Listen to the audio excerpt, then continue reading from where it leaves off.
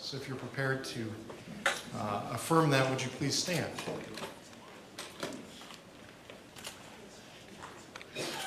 And we'll wait for Antonio. Just for the cameras, and if you could raise your hand, I'd appreciate that too. You're welcome to repeat this in your native language as well. I do hereby affirm that I will tell the truth and nothing but the truth to this committee today. Thank you. Thank you. I'd like to welcome this panel. Thank you very much for coming this morning. We had people from South America. I'm looking forward to now hearing from people from around the world and appreciate you taking your time to be here today. What I would like you to do is give your opening statements, and I think we'll have everyone on the panel do that, and then we'll go back to the people at this podium, and they will ask questions after you get through with your opening statements. So, would you like to start first? Yeah. Thank you. I am Dr. Roberto Pinotti, a sociologist, a retired aerospace journalist, and an ufologist as well. I was born in 1944 in Venice, and I live in Florence, Italy. As a political science university student, in 1967 I founded Centro Ufologico Nazionale, which is the most authoritative scientific UFO research team and one of the world's 5 oldest civilian UFO organizations still active, in touch with Aeronautica Militare, the Italian Air Force.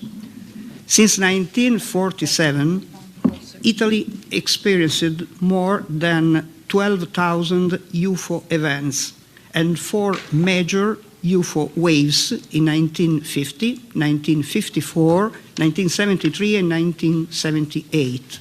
And Aeronautica Militare Italiana faced them seriously. In the 60s and 70s, I also developed discreet but important personal contacts with Soviet ufologists, and I visited them in Moscow in 1974. In 1978, Joseph Allen Hynek, the former consultant for the United States Air Force Project Blue Book, asked me to represent his Center for UFO Studies in Italy. I was already an Italian correspondent for NICAP, EPRO, and MUFON. During the Cold War, in 1971 and 1972, I had been an officer in the Italian Army's NATO 3rd Missile Brigade, and as such, I had been ordered to prepare an official UFO presentation for the staff of my unit, the text of which was later published in the Italian Army magazine. Back to civilian life after my marriage, I had been also asked to cooperate as a consultant on UFOs by Italian Army intelligence officer Colonel Michelangelo Privitera in Florence. In 1978,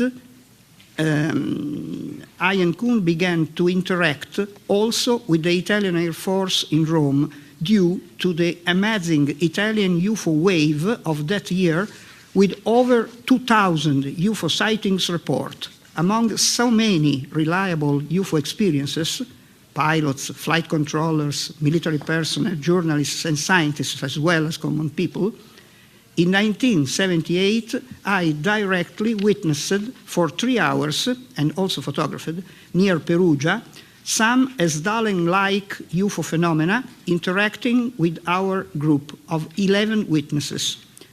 Since then, and as a result of this wave and of a parliamentary question mentioning me and CUN, our center, the Italian Air Force Reparto Generale Sicurezza was charged by our government's premier, Giulio Andreotti, to monitor UFO phenomena in Italy regularly.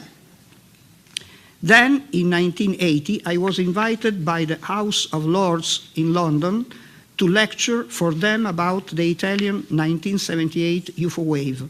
Later, the Italian Air Force magazine published the text of my London speech and asked me to write articles about UFOs for this official publication regularly.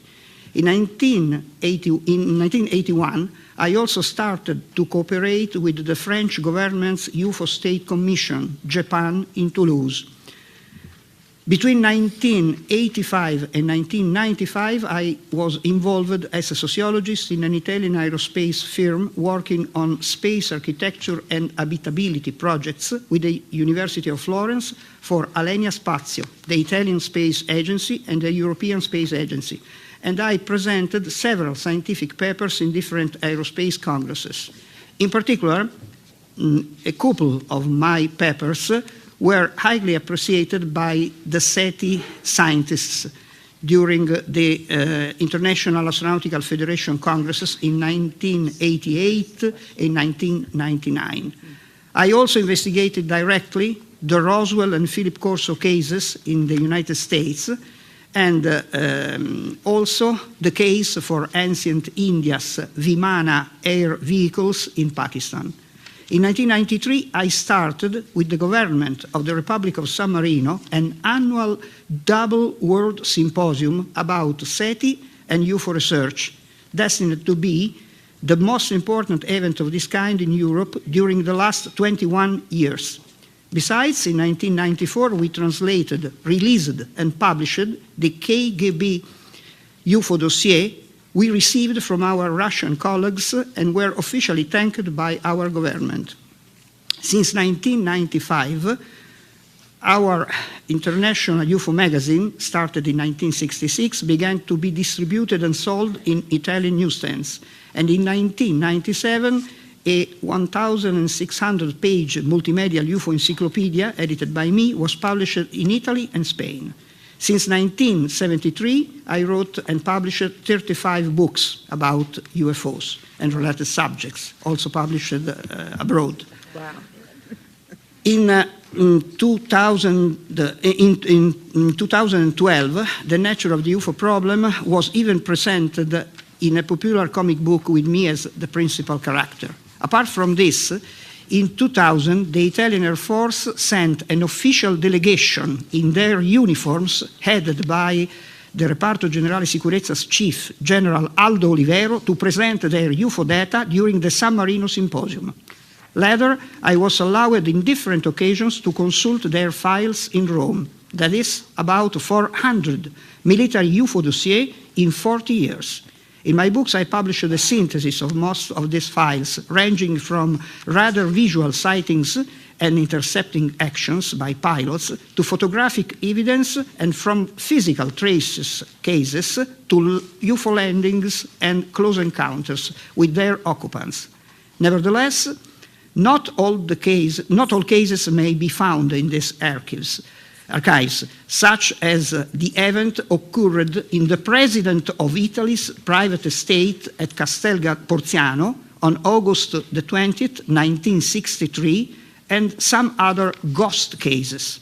As a good friend of the late Roman Catholic theologian Monsignor Corrado Balducci, who wrote the preface to one of my books, I am well informed about the Vatican's UFO and ET attitudes, and I also lectured about all this inside the Vatican City, also recently, on the 24th of April of this year.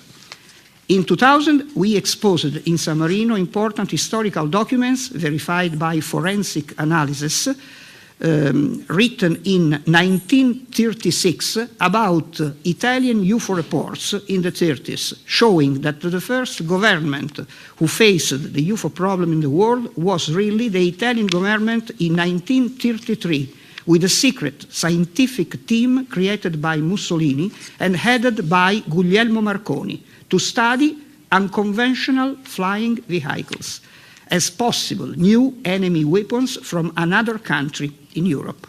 Besides, recent historical studies confirm the visual evidence of the presence of UFOs also in Italian Renaissance paintings. In my opinion, the intelligent nature of UFO phenomena is evident, and the extraterrestrial hypothesis in ufology is today stronger and stronger.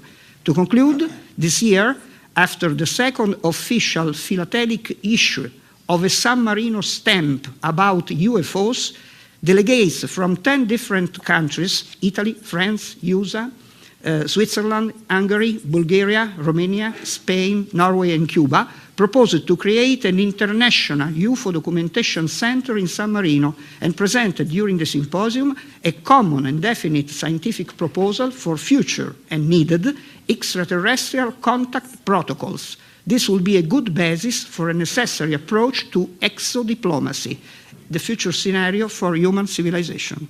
Thank you. Thank you.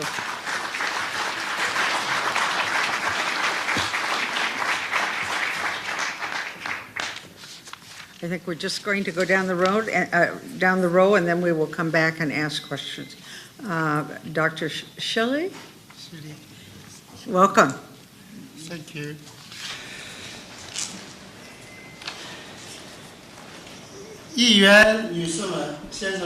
Congresswoman, Congressmen, ladies and gentlemen, good afternoon. My name is Sun Shili. I am from the People's Republic of China. I am the president of the World Chinese UFO Federation.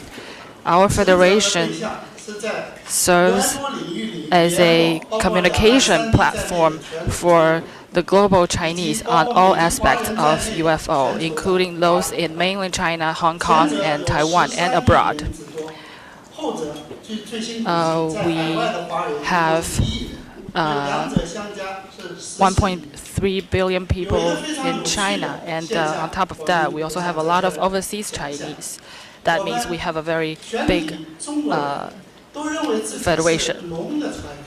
I also wanted to point out that Chinese people consider ourselves as the descendants of dragon, and dragon is from out of space in the Chinese culture. So in the Chinese culture, we are from out of space as descendants of dragon.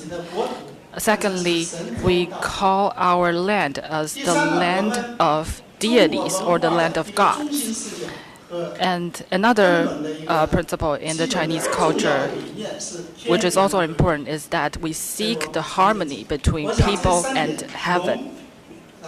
So, descendants of the dragon, the land of deities, and the harmony between people and heaven are very relevant with the hearing that is taking place today. My career is in international affairs and international economics, and I have been working in the government. I have been a diplomat and a university professor. But since the 1970s, I started to spend time on the subject of UFO and the study of the mysteries of the universe. Since the establishment of the China UFO Research Institute in 1980, I have been actively involved in the leadership of the largest UFO organization in the world, and the leader of the World Chinese UFO Federation. So I have been a witness to the history of China UFO research and also a spokesperson or an advocate, if you will. Since 1990s, I participated in a series of international conferences in Asia, Europe, North America, South America, and many other places, engaging in academic exchanges. I've also been interviewed by many international media on China UFO research development. This media include AP, BBC, CNN, NBC, Wall Street Journal, New York Times, Los Angeles Times, Christian Science Monitor, Times Magazine, and the most prestigious science and technology channel, Discovery. Of course, in addition to that, for many years, we have also been interviewed by the Chinese state media, Xinhua, and the CCTV, and many other Chinese media. So, for the past 33 years, It's been a very hard time for Chinese UFO scholars, but we are still committed to the study of this subject, and we have gained a lot of great results, which is reflected in the following aspects. First, everyone on this planet is looking for our roots in the universe. We have the right to know. We have the right to discover. The mission of the Chinese UFO scholars is to help our citizens realize and implement their right to know and their right to discover. Any attempt to cover up is unacceptable. Secondly, statistics of the China UFO groups show that people involved in the subject of UFO is an overwhelming scale. According to our statistics, in China, out of 1.3 billion people, we have close to tens of millions of people who are UFO enthusiasts. And those who are interested in UFO subject or believe that UFO exists account for half of the Chinese population, which is about 500 million people. A group of senior scholars in the China UFO Research Institute come from various backgrounds that include scientific research agencies, aerospace, aviation, manufacturing, astronomy, and many scholars are very prestigious scholars in the society. For example, a scientist who is actively engaged with us, Mr. Chen Juesheng, Wang Ganchang, and mathematician Mr. Chen Jingrun, and a very famous astronomist. We are working with these people frequently, and we actually have more than 100,000 members. This is a very big team, and we are all contributing our share to the study of UFO. Thirdly, after years of research, a large number of Chinese UFO scholars, including myself, are convinced the authenticity of UFO, the existence of UFO and aliens. To testify the existence of the UFO and aliens, I have also written articles that have appeared in China's encyclopedia, which is also a very prestigious encyclopedia in China that was edited by Mr. Chen Juesheng, a famous scientist in China. So, we believe the existence of UFO, we believe the existence of aliens and extraterrestrials. For many years, after our research and investigation, we have recorded some third-kind cases, including the Fengshan Mountain incident, the Feixiang incident, the Beijing Caogong incident, and the Duxi Farm incident, as well as interaction with the national civil aviation system and the military with outer space. Fourth, China has the earliest and the most recorded cases of the third kind in the world. The earliest can be traced back to 12,000 years ago. Prehistoric records carved in ancient stone plate. According to our studies, up to 5,000 years of written history, there is a wealth of suspected mysterious UFO-related data and files, including ancient data from the ancient local governments, official documents, history, ancient scientific literature, or even in civil literary works. We see all these records, which prove that UFO does exist, and also proves the real existence of the interaction between UFO and humans. Fifth, the physical evidence of an alien civilization. Ancient alien statue may be the powerful evidence of this existence. We have a number of jade statues of ancient aliens which closely resemble the aliens. I have 3 here for your reference.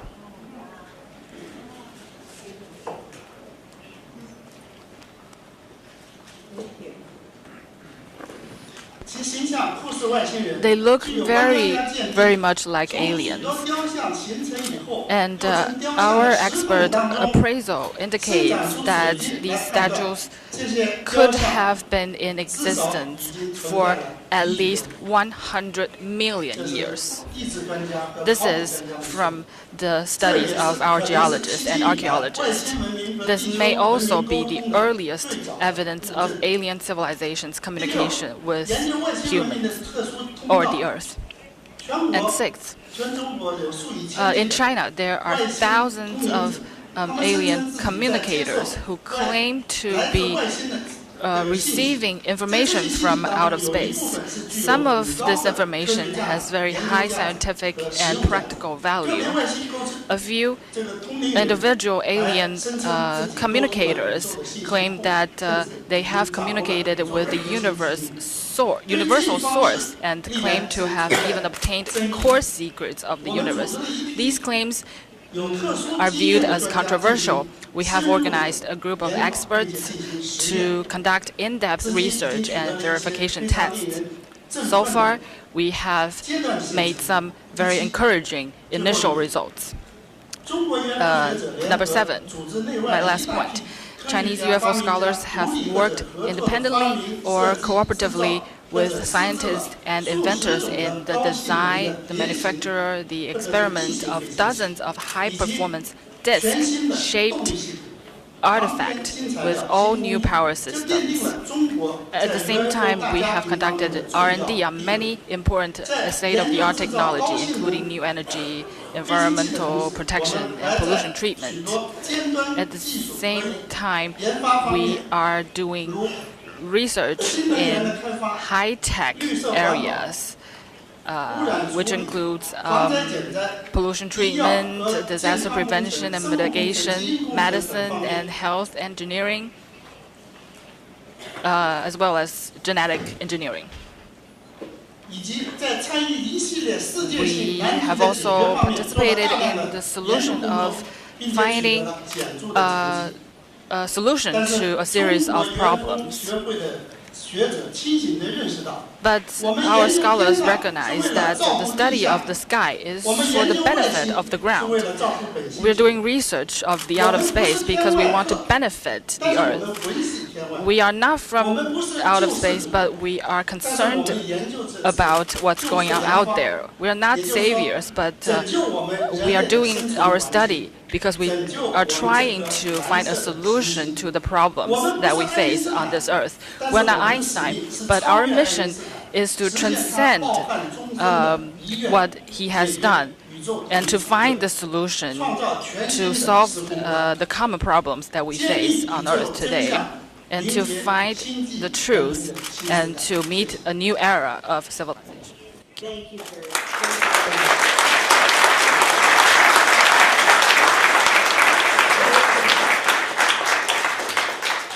Just want to remind all of you, we're going to come back for questionings after all of you have given your opening statements. So, Mr. Cameron from Canada. Thank you. Some of what I have is repetitive of yesterday, so I'm just going to summarize just the first part of my testimony, which you have. I have added, however, some documents which are as handwritten files here, which I'll refer to near the end. As I mentioned yesterday, the records for the Canadian investigation, all these records are online. The Canadian government does not dispute any of the material that is online. It should be pointed out, I believe, that the Canadian investigation from 1950 to 1954 was the most open investigation of any in the world. In fact, they didn't even use the word UFO, they used the word flying saucers and flying discs. It was very open. In 1954, as I'll explain, an incident occurred, it was shut down, the lights went off, and that was the end of it. My testimony is based on these files and also on the personal files of Wilbert B. Smith, who was the superintendent of radio regulations for the Department of Transport and who also headed the government UFO investigation. Basically, what the story comes down to, it centers around the top secret memo, which I described yesterday. The Canadians went to the Americans in 1950. They wanted to find out what the Americans knew about the flying saucer phenomena, and they, through the military attaché at the Canadian Embassy and through the Canadian Embassy, they made inquiries to officials at the Research and Development Board, and all that material was summed up and put in the top secret memo, which I put on record yesterday, and basically it was summed up saying that the Americans notified the Canadians flying saucers were real. It was the most highly classified subject in the United States, rated 2 points higher than the hydrogen bomb. A small group headed up by President Roosevelt's former science advisor, Vannevar Bush, was in charge of the investigation. The fourth point was the American officials considered the matter to be of tremendous significance. And the fifth item, the American officials notified the Canadians that other things might be associated with the saucers, such as mental phenomena, and this mental phenomena aspect was later confirmed by 2 high-level American sources. Smith left his personal records, which we recovered, and it showed that he was in contact with Vannevar Bush.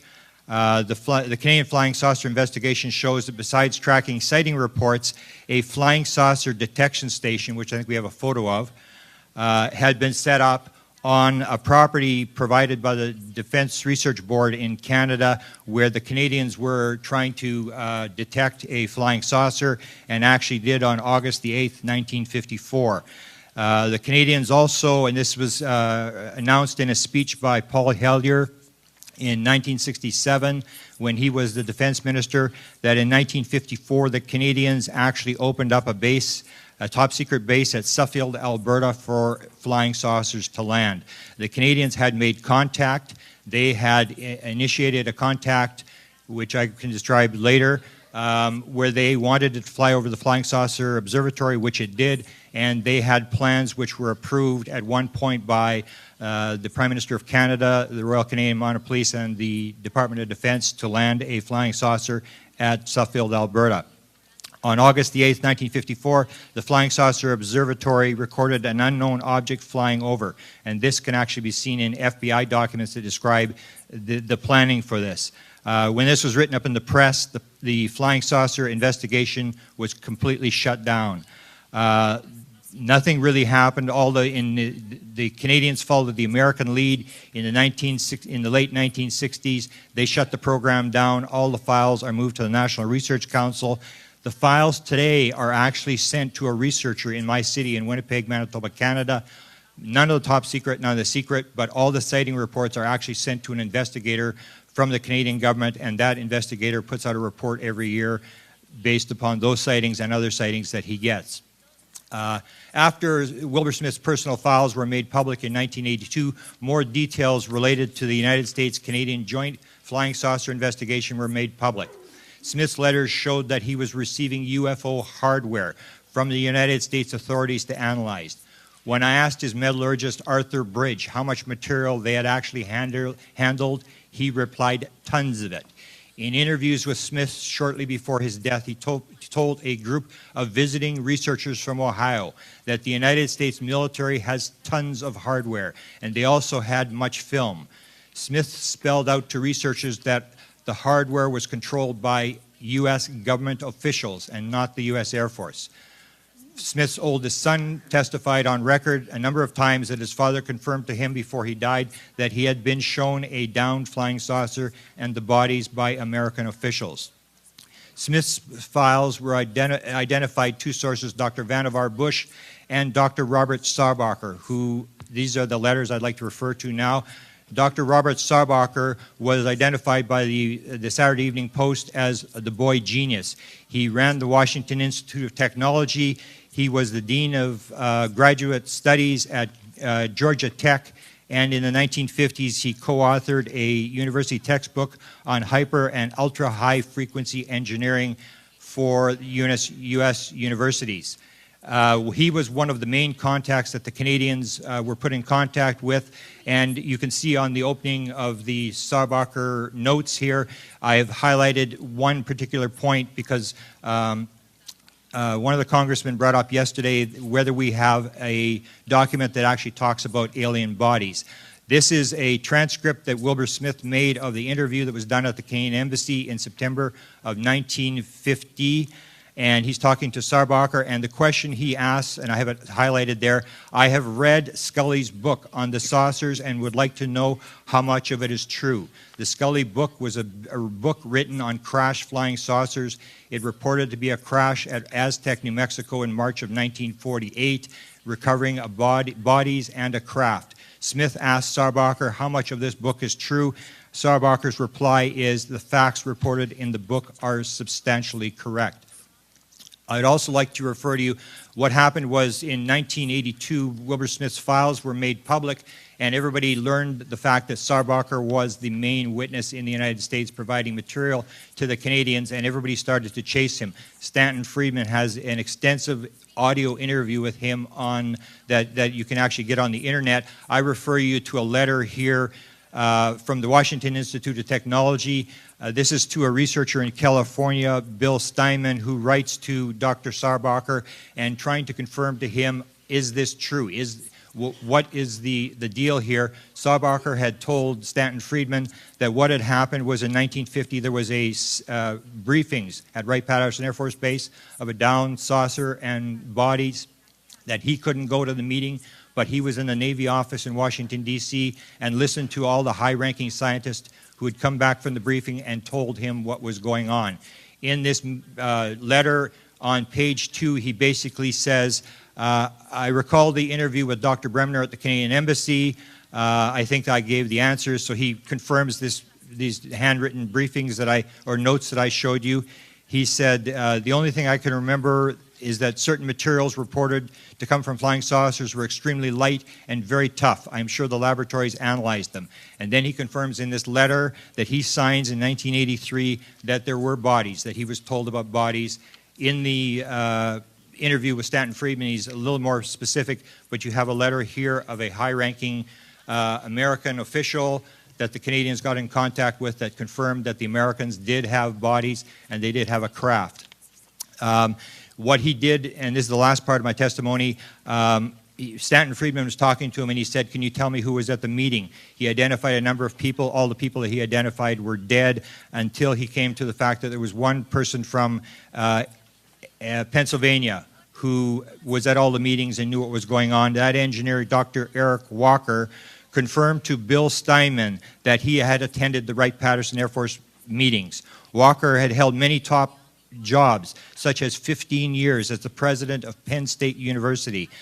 He was chairman of the board of the Institute for Defense Analysis, the top military think tank used by the Department of Defense. He was chairman of the National Science Foundation. He was executive secretary of the Research and Development Board and headed the Navy's Applied Research Lab at State College, Pennsylvania.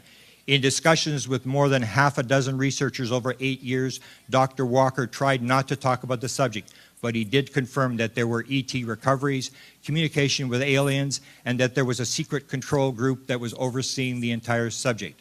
After Dr. Walker's death, his son Brian Walker confirmed that there had been a file that contained a number of official government documents. He claimed he did not read them. He recalls that there were drawings, but did not mention whether it was of bodies or discs. He claimed that the file containing the information there was information about a crash in Pennsylvania and one in the western United States. He thinks his father destroyed the file before his death because when he moved the files from the house to Penn State University, the file was no longer there. And that's my statement. Thank you. Thank you.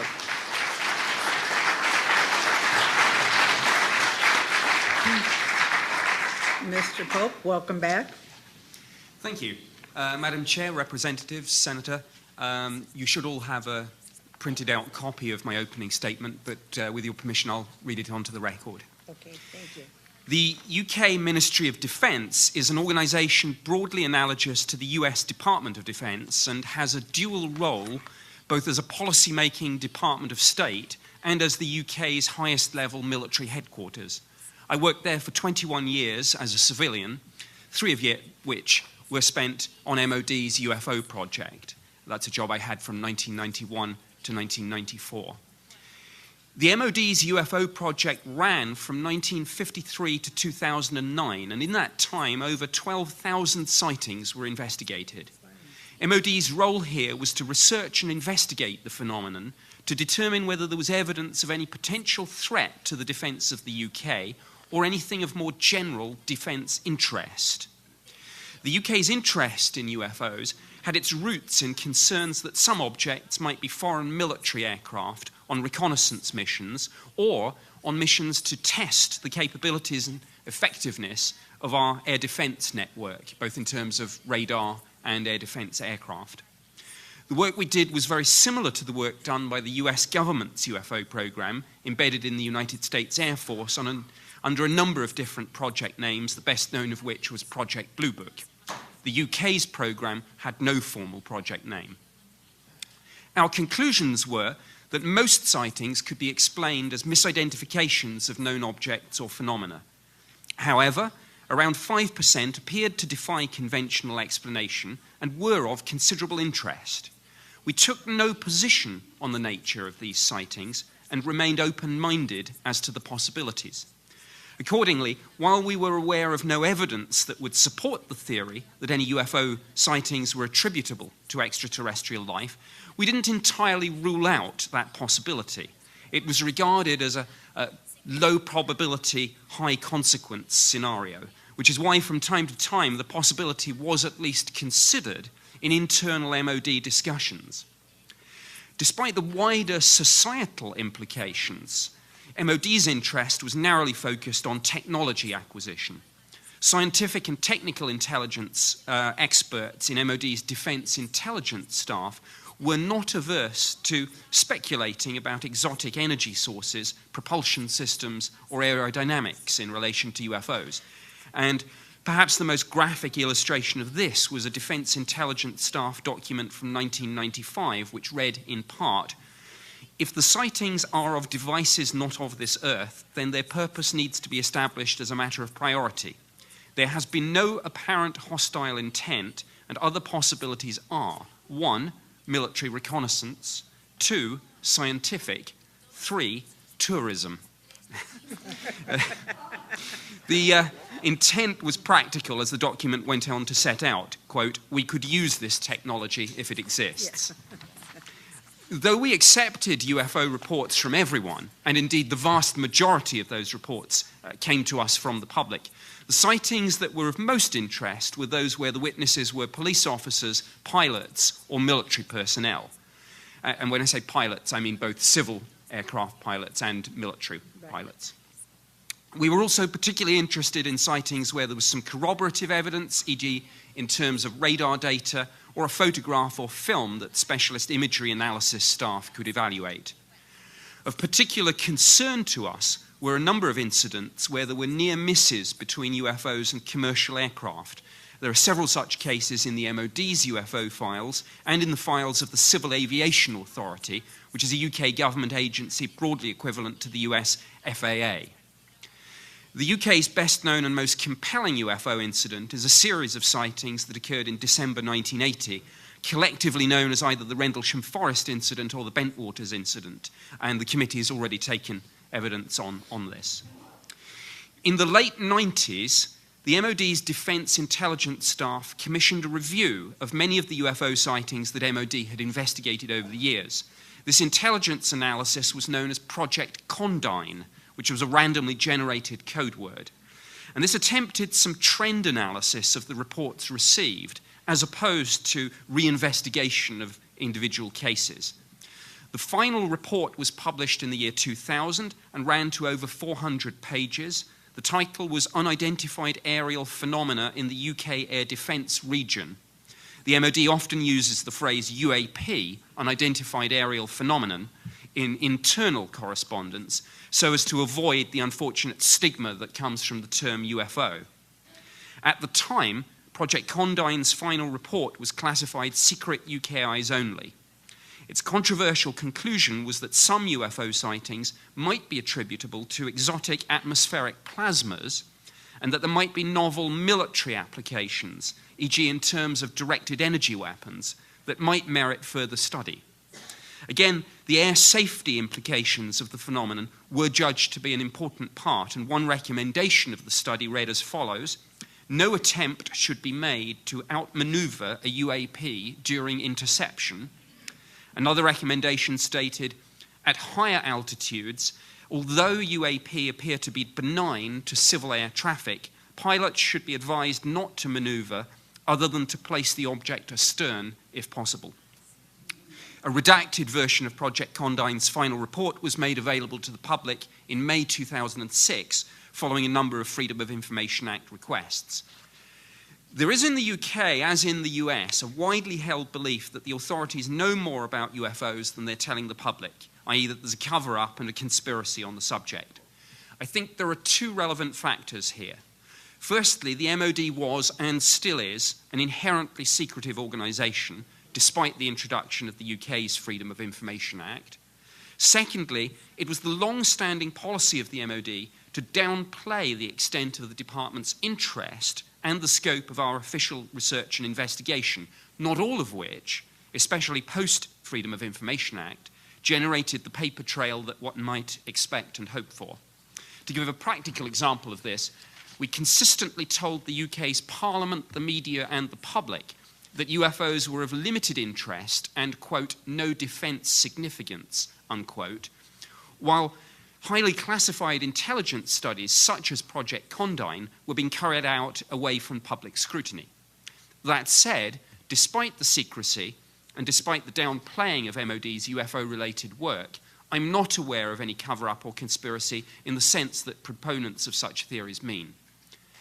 MOD's UFO project was terminated in 2009 as part of a wider series of defence cuts, and while the public no longer have an official point of contact for their sightings, pilots can and do continue to make reports on an ad hoc basis, though they tend to avoid the phrase UFO or indeed UAP, and in my experience now tend to use phrases such as unusual aircraft. In 2007, the MOD made a policy decision to declassify and release its entire archive of UFO files, following a similar decision made by the French government in 2007. This 5-year program, in which I've been personally involved, began with the release of the first batch of files in May 2008. Subsequent batches followed, and the program reaches its climax this year. To date, over 50,000 pages of documents have been sent to the UK's National Archives. The UK and France are two of a number of nations that have opened their UFO files recently in response to pressure from media and the public. And again, the committee's had some testimony on that. In concluding, I should say that I do not have a single neat explanation for the UFO mystery, and neither am I aware that anyone in the UK government has or had reached a definitive conclusion. However, having undertaken 3 years of official UK government research and investigation into the UFO phenomenon, my belief, my assessment is that whatever the true nature of the phenomenon, it raises important defence, national security and air safety issues. Additionally, as pointed out in Project Condine's final report, there are potential novel technology applications and military applications that may result from a proper scientific study of the phenomenon. And finally, and perhaps most importantly in relation to this event, and I think we heard it most graphically with the testimony from Sergeants Penniston and Burrows and their ongoing quest for their medical records, I think it's clear that, again, whatever the nature of this phenomenon and this mystery, there are issues of political accountability, open government, and freedom of information here. Thank you. Thank you very much. Thank you. If I may call you Antonio, Yes. welcome back. Thank you. So good afternoon, distinguished members and panelists of the citizen hearing on UFOs. Today we're discussing official investigations from various countries around the world. Among those nations that have conducted some kind of official UFO research, besides the United States and South America, which have been dealt in previous sessions, we can mention Russia, the United Kingdom, France, Belgium, Spain, Italy, Sweden, Denmark, Ukraine, Poland, Australia, and New Zealand, to cite a few. We have with us experts that will discuss or had just discussed some of these countries, like Italy, the UK, Canada, and China, but no representatives from the other nations. So I will cover briefly the history of official investigations of two particularly important countries, France and Russia, which have a rich amount of material in this field. Let's start with France, a country that has one of the oldest, continuous, and most rational approaches to the UFO problem. Some military investigations in France go back to the 50s, but the current program really took off in the mid-70s, when a series of important steps were taken by the French government. In 1974, the Minister of Defense, Robert Galli, admitted in a famous radio interview that, quote, the mass of reports coming in from the gendarmerie were pretty disturbing. The minister added that, quote, I believe that the attitude of spirit that we must adopt vis-à-vis the phenomenon is an open one. That is to say, that it doesn't consist in denying a priori, as our ancestors of previous centuries did, deny many things that seem nowadays perfectly elementary, end quote. The National Gendarmerie, which is a national police force similar to our state troopers, had been investigating UFO incidents since the 60s, including a famous UFO landing and close encounter of the third kind, CE3, cases where humanoid beings or UFO occupants are seen in connection with the sighting in Valençol in 1965. 10 years later, the Gendarmerie formalized its UFO protocols by issuing instructions that gendarmes throughout the French territory, including those overseas like French Guiana or Reunion Island in the Indian Ocean, should respond and investigate any UFO incident reported by French citizens. These protocols are still current. In 1977, the Institute of High Studies of National Defense, or IHEDN, a key think tank of the French military, released an important study which recommended the establishment of a permanent agency to study UFOs. This was accomplished later that year when the CNES, the French space agency equivalent to our NASA, created the Study Group of Unidentified Aerospace Phenomena, GEPAN, under the direction of aerospace engineer Claude Poher, who had conducted UFO research on his own for a number of years. One of his first tasks was to conduct a statistical study of 354 UFO cases collected by the Gendarmerie, 25% of which remained unexplained. On the morning of January 8, 1981, GEPAN's most important case took place. A UFO landed on the property of a farmer in Trans-en-Provence in the Var region of southwest France. Although the case had only one witness, the farmer Renato Nicolai, the case became important because of the physical evidence left by the UFO on the alfalfa field, which was analyzed scientifically by a number of French laboratories.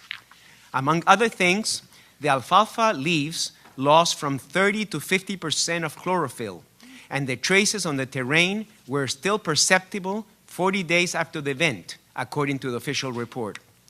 Stranger still was what an official Japan chart, and I don't know if we have it on the, I had given it previously, so hopefully it will appear on the screen, the chart. Stranger was what an official Japan chart characterized as, quote, time-space effect. Professor Buñas, one of the scientists who conducted the analysis, explained that while the plants were physiologically young, after the UFO landing, they presented, and I'm quoting now, the biochemical characteristics of leaves of an advanced age, old leaves. So in other words, they were young plants. After the UFO landed, they became biochemically old. And that, according to the scientists, doesn't happen in nature. The final conclusion of the Japan chart was, quote, physical phenomenon of unexplained nature, high probability of electromagnetic mode of propulsion. Despite this and other significant cases investigated and documented by Japan, the agency was downgraded in the mid-80s, and the name was changed to CEPRA, an acronym for the reentry of atmospheric objects, although the agency continued to investigate UFO cases under the direction of Jean-Jacques Velasco, who was the case investigator of the Trans-en-Provence incident. In 2007, however, a new reorganization took place, and the name was changed again to JPAN, so they added an I there, Study and Information Group of Unidentified Aerospace Phenomena. JPAN also launched a comprehensive website and began the process of releasing all of its documents, which are now available within the CNES portal. That's the French Space Agency. Parallel to the official JPAN and Gendarmerie investigations, there has also been some highly interesting semi-official reports from groups connected to the French military, intelligence, and aeronautical establishment. The first and most famous one was the so-called Cometa report of 1999, entitled UFOs and Defense, What Should We Prepare For? Although not an official government report in the strict sense of the word, Cometa was composed of a group of retired, high-ranking military and intelligence officers under the direction of retired Major General Denis Letty.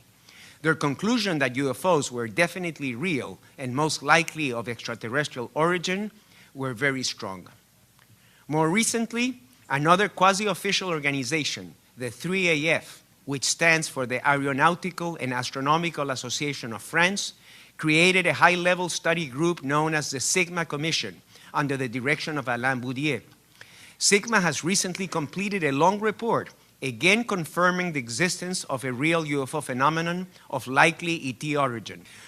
From all of this material, briefly outlined in this presentation, you can see that the French are undoubtedly among the leading nations to conduct significant UFO research, both officially and semi-officially. Instead of burying their heads in the sand, pretending that the UFO phenomenon doesn't exist or is not important, France, the cradle of rationalism in the modern era, have taken an aggressive approach towards solving this phenomenon. Let me outline now very briefly the history of UFO research in Russia and the old Soviet Union. In the early days of communism, the subject of UFOs was heavily censored, although some research was conducted privately by a few scientists, such as the late Professor Felix Ziegel, an astronomer with the Moscow Aviation Institute, who is considered the father of Russian ufology.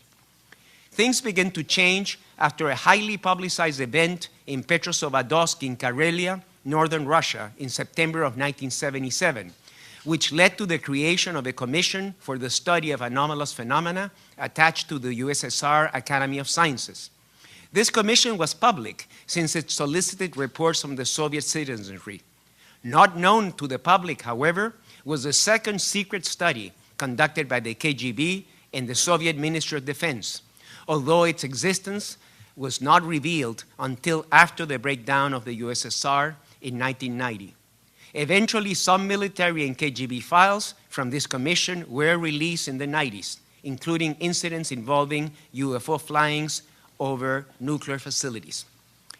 One of the most interesting cases in the KGB file is a multiple witness CE-1 close encounter of the first kind at a top secret Army missile base in the district of Kapustin Yar, Astrakhan region, on the night of July 28-29, 1989.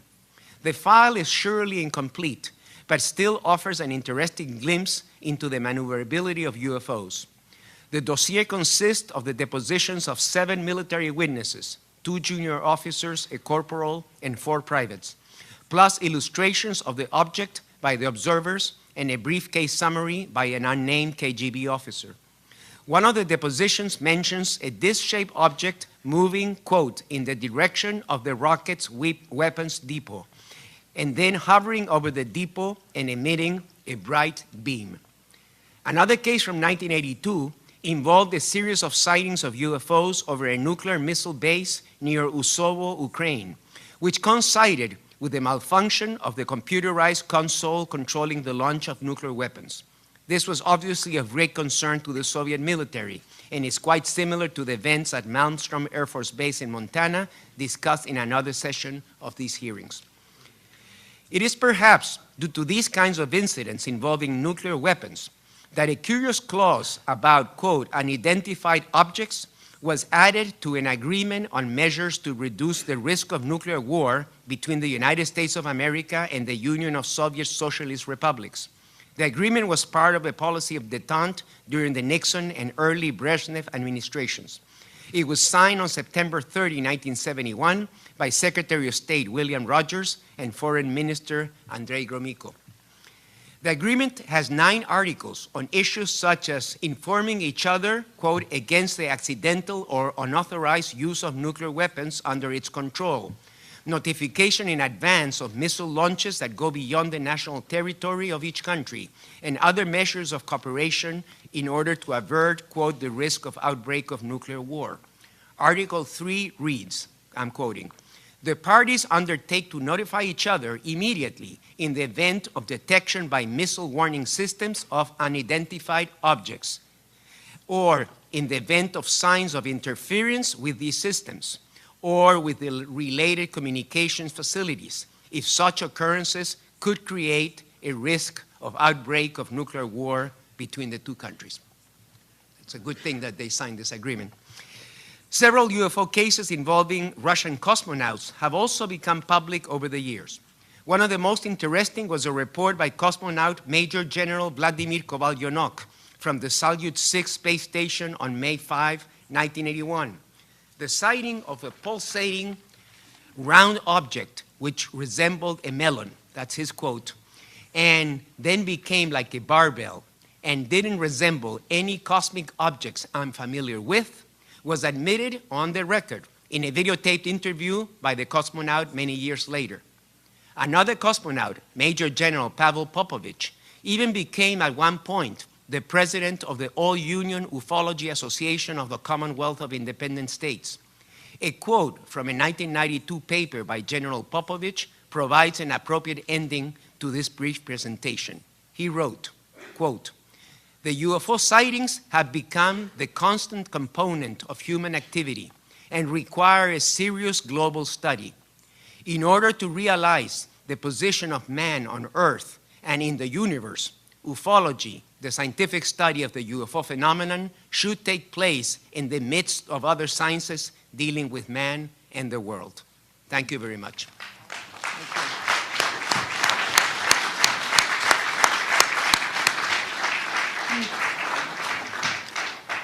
We're going to go through one round of questions, and we will, each of you get 5 minutes, and then when we come back after break, you'll have another chance to go through.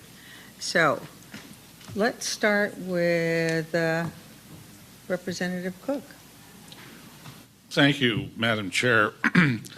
I'd first like to ask a question of our witness from the UK, Nick Pope.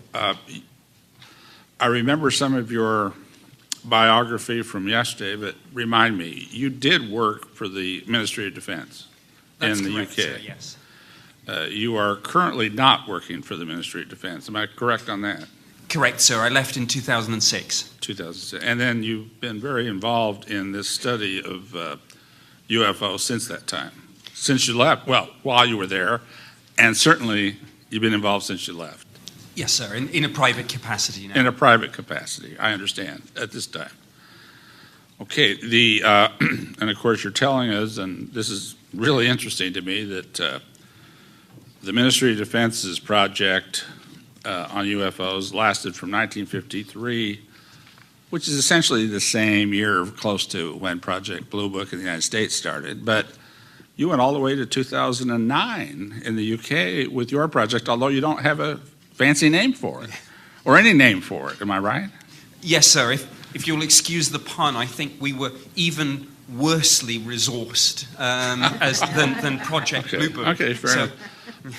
But you collected, you've investigated 12,000 sightings, and I guess it was 2007, or currently at least, over 50,000 pages of documents have been sent to the archives for scholars like yourself and any other scholar here to be looking at. Am I correct? So they're open files. They are. Well, let's explain. Domain. Tell me what. I don't want to put words in your mouth. What are those files? Are they open, closed, kind of high clearance to get it to? What?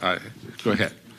The material is at the UK National Archives website, and I'm afraid to say there is a small charge for access. But having said that, if you're prepared to pay that small charge, they're all open. But many of the investigators here that have been witnesses would have no problem with that small charge, I'm sure. Yes, sir. So I can imagine you, being as interested as you are, have looked at a lot of these documents. Or maybe you've even read every one of them. I don't know. Would you explain to what extent you've analyzed these? When I did that job, I made it my business to research back into the archive and look at the historical documents. So I went right back to the inception.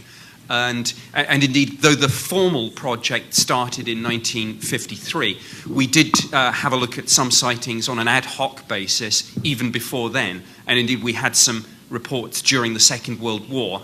At the time, the phrase "Foo Fighters" was used for these things, subsequently ghost rockets. And you described what you felt was the feeling of MOD, at least when you were in the ministry, of giving some but low probability of ET origins to the UFOs that were studied.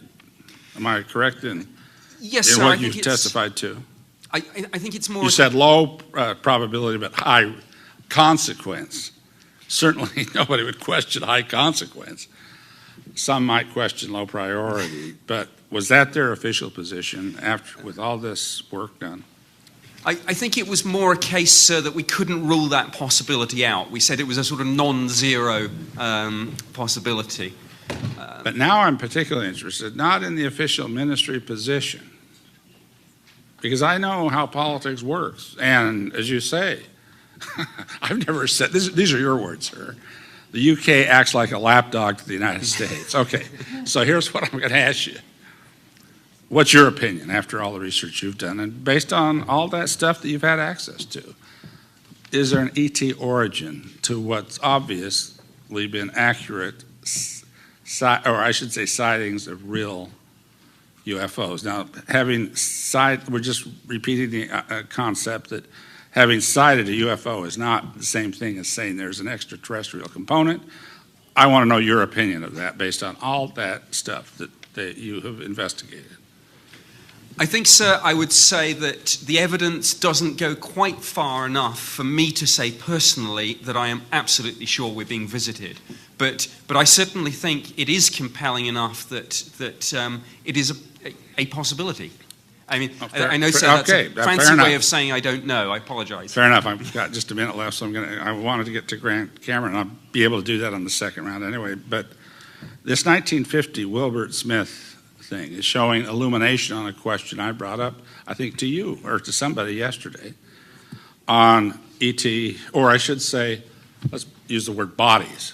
Bodies, witnesses talked about bodies concurrently with seeing those bodies, and it's documented that they talked about it at the time, not a lot later. There was something about Wilbert Smith's, I think it was Scully book, but would you elaborate on that if you could? Well, I think the point that you were making yesterday was in one of the documents it says in the Project Magnet report that extraterrestrials was highly probable for the result, and that's when you asked, is there any documents that actually refer to extraterrestrials rather than that it's confirmed.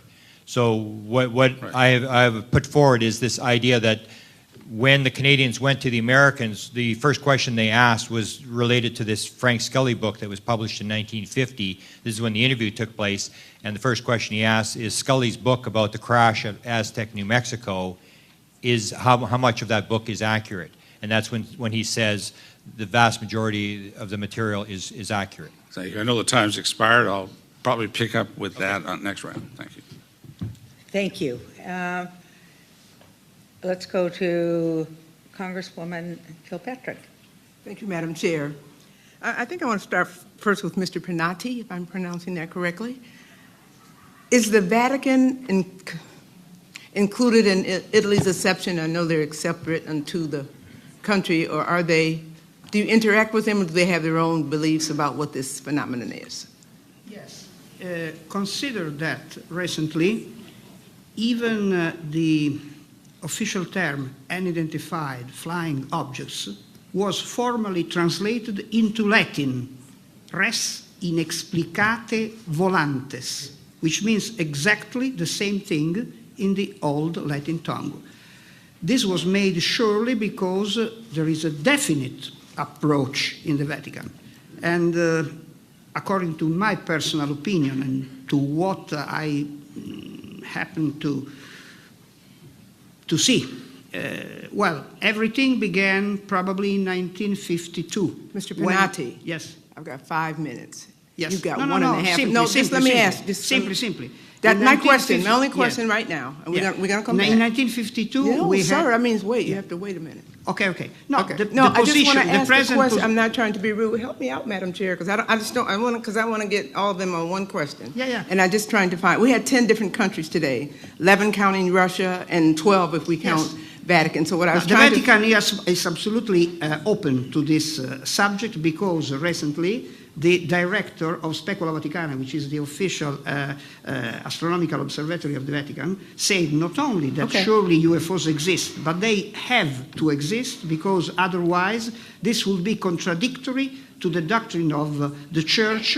of the creation, of the power of God's creation. In other words, we have to meet in the future aliens, and we must consider them as our brothers. This is exactly what the official Vatican paper Thank you, wrote. Mr. Pinati. Yeah. Thank you very much, sir. Appreciate that. I'm still not sure if it's one or two thoughts, but I agree with what you said. Thank you very much. For all of you and all of your experiences, and I appreciate all your testimony. Again, we've heard from 12 different countries today, and that's just an international phenomenon. The one question I want to ask, do any of your countries have any relationship with the United States government, any NGOs here, or any nonprofits where they would get all of your information or some of your information or come and get whatever you got? Do you interact with the United States on this? And do they have some of the materials that you have collected over the years? Let me start with you, Mr. Husseini. Well, the answer is, I'm just reporting on the history of France and Russia, but I'm not, I'm not their spokesman. If you don't know, it's okay. Right. You can say that too. So I wouldn't know. I would imagine that the Russians and the Americans have some dialogue on this, but that's an assumption. But no, to your knowledge, nothing that where Russia may have had an incident and U.S. came and got some of their... Well, I mean, even from that clause of the nuclear thing, I think there's some incidents where they must have some connections, but it certainly wouldn't be public. The French, as you know, from your days in Congress, are pretty independent on their way of thinking. So friends with friends, cousins, right. actually. So, yeah, I know we're allies, but allies is the word. Allies, but they're a little independent. So I don't think. And I don't want anybody to speculate. It's okay to say if you don't know, you don't know. I don't know. Okay, but that's good enough, and you're right about the relationships to our countries. You're absolutely right. Thank you very much, Mr. Pope. Ma'am, there was some limited liaison between the USAF Project Blue Book and the Ministry of Defence right up until Blue Book was terminated. Beyond that, I'm not aware of anything other than ad hoc liaison. Our terms of reference limited our investigations to the UK's air defence region, but we did from time to time through the embassies and open source i.e. media, get reports from other countries. Did British government and U.S. government or an NGO in America or a nonprofit in America ever come to Britain and take some of the findings or oversee or analyze any of the findings from your country? I believe that some files were exchanged, yes, ma'am, and I think that some of the Blue Book personnel made the odd visit. And indeed, you heard the testimony of General Gabrielle, of course, coming in and taking items relating to Rendlesham. Okay, thank you very much. Mr. Cameron, in Canada?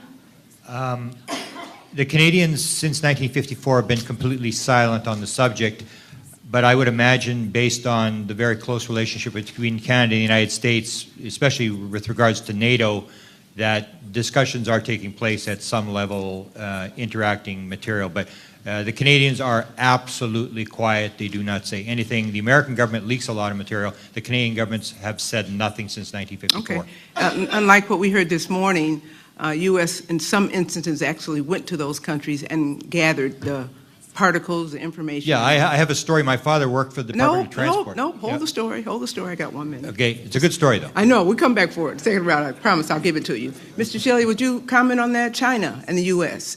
Does China share anything with our government, with an NGO in America or a nonprofit as it relates to your findings? And I love your testimony, by the way. 500 years and up, that's outstanding and still standing, and the economic engine of the world.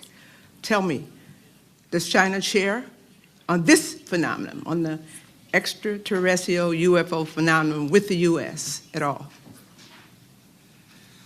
Well, on this, we have some exchanges in the non-governmental area. For example, with the Rockefeller Foundation, they several times they have come to me, and we have conducted a high-level, a trilateral meeting that involves Americans, Russians, and Chinese on the UFO issue.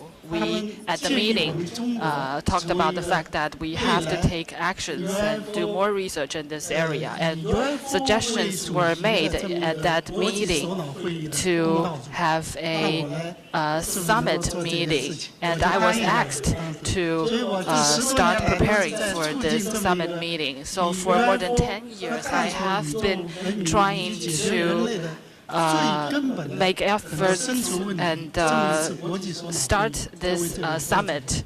I have been preparing for this summit meeting on UFO. And this time, the Rockefeller Foundation hosted this meeting. They also invited me to Princeton University. One of the deans there met with me, and he promised me that he will try to organize a very high-level scientist group to do research. And they will make an exception and take a Chinese person to join this group, to join this expert or this scientist group. And once the scientific research results in China have been acknowledged by this group, it will be published and it will be acknowledged around the world.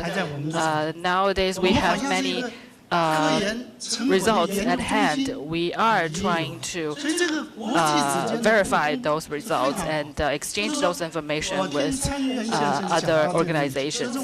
So, in my opinion, our next step is to become more active. So, like me, I am the chairman of the Chinese UFO Federation. Our work is not only to find out where those UFOs are. We also have to focus on the next step. That is the high technology that is from outer space. Thank you very much. Thanks to all the panelists. I yield, Mr. Thank you. Congresswoman Woolsey. Mr. Pinotti, would you give us some actual examples and experiences that you learned and experienced during your many years and total involvement with these issues? My experience is both of private nature and also from the standpoint of officiality, because I could consult also the Italian Air Force archives. Okay, excuse me. Yes. Let's make sure, talk about what some examples. With UFOs or yes. ETs. Okay, thank you. Exactly, I understand. For instance, just to make some examples, we could mention, this could be linked to the previous question too. For instance, in 1954, we had a big wave in Italy, and even the ambassador of the United States in Rome was present to one of these phenomena, for instance. In 1978, we had the biggest wave, more than 2,000 cases. And in these cases, we had absolutely the landing, the sightings, rather cases of objects. They were round objects with dome, and in different cases we had also entities on the ground. There are both close encounters of the second kind cases and also of this type. What we may say is that there is a definite pattern. In other words, in many cases we say the same kind of event, a definite craft of a certain shape, a couple of occupants, and a lot of phenomena which may be related among them. Besides, for instance, the Italian Air Force in different occasions had really the close encounters with fighters and UFOs in the skies of Italy. But since 1966 to 1978, for instance, there is also a photograph of one of these objects made by a Fiat G91 fighter Italian plane. In other words, we have a lot of materials in this 400 cases filed in the Italian Air Force archives. Not only UFOs in the real sense of the word, but also unidentified submerged objects too. Because don't forget that UFOs do not fly in the real sense of the word, but they may also interact with the hydrosphere. And Italy has 5 seas. And so there are many, many cases in which these objects entered the water and took off from the water. There are even photographs, official photographs of these cases in our country. Thank you so much. Thank you. Mr. Pope, you say that in 2007, the MOD made a policy decision to declassify and release its entire archive of UFO files. How did the public respond? How did the government respond? How did the press respond? There was extensive media interest, Congresswoman, and a huge public interest too as a result. Mm-hmm. On the website, for example, the National Archives website, I don't have the statistics in front of me, but it was hundreds of thousands of hits, if not more. And were the responses positive, or did they make fun of it? A bit of both, ma'am. I think some people were incredibly interested. Some people were concerned that taxpayers' money had been spent on this at all, and some people thought that the whole thing was disinformation and all the good stuff was being kept back. Okay, thank you very much. I yield my time. Thank you. Next, we have Representative Bartlett. I do know your name. Is there a global website that people can go to, or do you have to go to a lot of individual ones? There's no master link that can tie you into all this stuff? Okay, thank you. Mr. Panetti, you mentioned you investigated Roswell. What does that mean, and what did you conclude? Simply, I was here in the States in 1991 when this case were absolutely not known like today. And I succeeded, when they were still alive, to contact some of the witnesses. For instance, the former Lieutenant Hoth, just to make an example, and other people, Dennis Stacey and so on. Besides, there were other links. You surely know the case of Colonel Philip Corso and all the story. And what did you conclude? What was your conclusion? No, my personal conclusion is that the case is absolutely true. Besides, I have also a personal What's thing. true? No. That it was a balloon? Is that what's true? No, absolutely. That we were facing an extraterrestrial spaceship. Okay. Besides, a very interesting thing is this. When I was in military in 1971 and 72, and I was in Italy for the NATO 3rd Missile Brigade, I had a uniform, of course. And on that occasion, I was ordered to prepare a lecture for my unit, and I did. Well, I was in touch also with an American artillery captain, because in that period, of course, in NATO we were all together. And he came and told me, "Oh, Lieutenant Pinotti, I know you are preparing this interesting lecture. Okay, you know, in the USA, we have the crashed objects and even the corpses of the pilot." Well, you can understand that in 1971 and 1972, we knew that all this were rubbish, that all this did not exist. Only the case of Scully, the Scully cases were known and was considered not in a positive way. So frankly, at that time, I thought that this guy was out of mind. Frankly, today, I do not know. Thank you. Mr. Schilly, you said that a cover-up was unacceptable. Unacceptable to your organization, unacceptable to your government, unacceptable to your military. Which? Does your government consider cover-up unacceptable? Right, it's unacceptable. But now, looking at what the Chinese government thinks, I don't think they're exactly there yet, because the Chinese government doesn't have as much information on ET as that held by the U.S. government, such as the remains of these ETs and so on. But I can also tell you this. On the issue of UFO or flying objects, the Chinese government is still very interested. We have a commander for the Air Force. Before that person takes office, they would often come to me and talk to me before they take office. And also, a lot of people in the Air Force come talk to us and say that, oh, UFO is a big issue. We have to go talk to you. We have to talk to the Chinese UFO Federation. So all in all, in China, the people in the government see this as a military issue, a security issue, which is not entirely the same as our approach. So the government is not trying to cover up anything, but they see this as still confidential because they think this is a national security and a military issue. We have some examples here.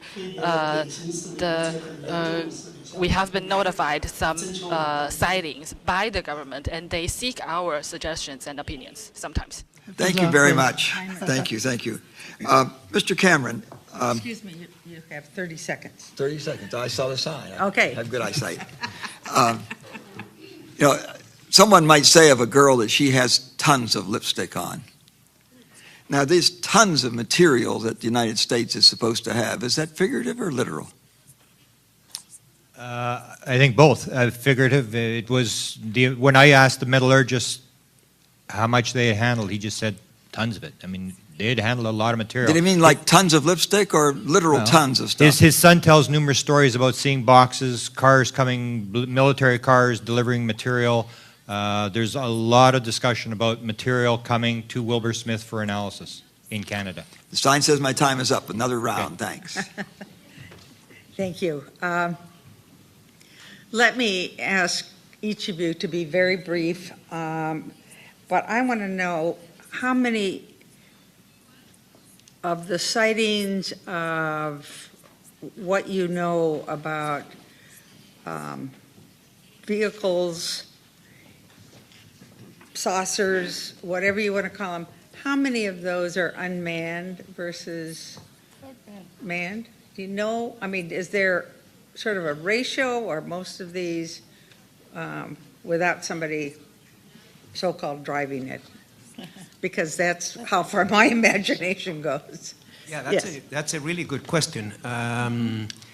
We don't know because, Dr. Hynek, who was the famous advisor for Blue Book, who later became very pro-ufology, he came up with the term close encounters of the third kind for those cases where, besides the UFO, occupants were seen. This could be that sometimes if you are close enough to the object, you may even see an occupant inside the porthole or something, or maybe the object landed and the occupant came out. But in other cases, when the object is at a distance, which is the majority of UFO sightings, we would have no way of knowing if it's automatically piloted or not. Then we have cases where we have large objects, which obviously must be manned by someone, and then out of the large object, small little probes come, and those seem to be remotely piloted vehicles, kind of early versions of what today we call drones.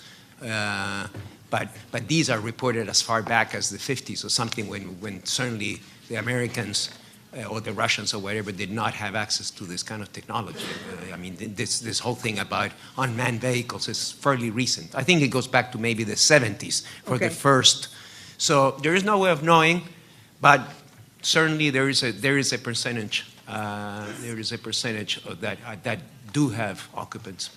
But the exact statistics, because of the distances, there's no way of knowing. Right. Nick, do you have anything to add? Madam Chair, of the roundabout 12,000 UFO reports that MOD received in the time of the UFO project, only perhaps a few dozen involve the sighting of any entities. Okay. Mr. Cameron? I have a personal bias that sightings are almost a total waste of time. You can't tell anything from stuff flying around in the sky. It's not until you interact with whoever is flying them or get inside the ship that you can learn anything. You really can't determine very much from watching whether it's their stuff. It's just stuff flying around in the sky. It just shows you that something very mysterious is going on. Thank you. Mr. Shelley?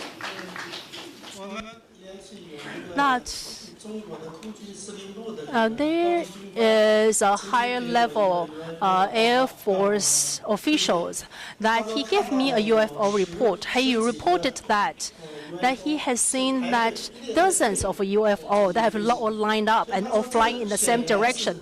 And he said that there must be a highly intelligent organism in there to fly that. So I think this is very valuable report because it reported by the high-level military officials, because ordinary people do not have that kind of knowledge about aerospace. But this official, the military officers, that he considered this must be an evidence of there's a high intelligence organisms flying the objects. And this high-level military officers, he often joined and participated in our seminars as well. And he even gave me a picture of the UFO. This is something very special. That was a picture that's taken from the satellite. And that was very clear, crisp, clear picture of a UFO. Thank you. In my personal opinion, consider that there is a big difference between the official cases and the civilian cases. For instance, in Italy, we have more than 12,000 cases taken from civilian sources, and the Italian Air Force only 400. So this is a big difference. Right. But just to make a possible, my possible opinion, I frankly think that we are facing some elongated and very big motherships which may contain piloted objects. And these piloted objects are not too different from our fighters, in other words. And then probably there are also remotely piloted probes. And they are probably objects no more than half a meter in diameter of dimension, this is. But they are probably able to fly and to give information to this strange phenomena. All right. Thank you very much for your time and your testimony. It was a terrific panel. Thank you. And we are adjourned until 3:30.